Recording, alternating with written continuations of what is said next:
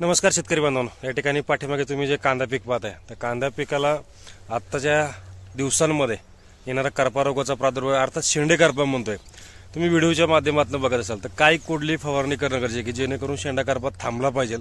Contact systematic बुरशीनाशक जाणं गरजेचं आहे. त्यासाठी निश्चितच पहिलं काम असेल तर आपल्या चॅनलला फॉलो करा. त्याच्यानंतर दुसरं काम असेल तर व्हिडिओला लाईक करा आणि शेअर करू शकता.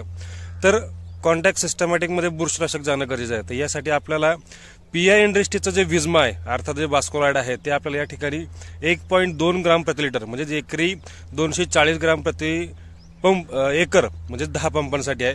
ते आपल्याला या ठिकाणी वापरून घ्यायचे.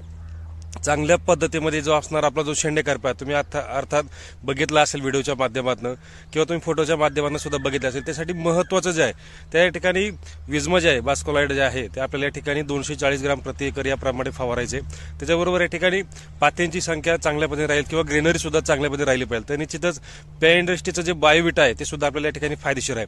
ते आपल्याला वापरून घ्या. आणि महत्त्वाचं जे आहे ते सिलिकॉन अर्थात आर्थोसिलिक जे ऍसिड आहे ते आपल्याला या ठिकाणी वापरायचं आहे. काजू नावाने मार्केटमध्ये उपलब्ध आहे. ॲडव्हान्स पेस्टिसाइड्स आहे किंवा आदस्काचं टॉपसिल म्हणून सुद्धा आहे ते सुद्धा आपण या ठिकाणी वापरू शकता. ही महत्त्वाची फवारणी आहे ते करून घ्या. त्याचबरोबर थोडासा पिवळा मावा आहे कुठंतरी काळा मावा सुद्धा दिसतोय तर या ठिकाणी आपल्याला लान्सर गोड 2 ते 2.5 ग्राम प्रति लिटर याप्रमाणे आपल्याला फवारायचं आहे. त्याचा निश्चितच आपल्याला चांगल्या पद्धतीने फायदा होणार आहे. ही निश्चितच ही महत्त्वाची माहिती आहे आणि निश्चितच शेंडे करण्यासाठी चांगल्या पद्धतीमध्ये येणारा त्याचा रिझल्ट आहे.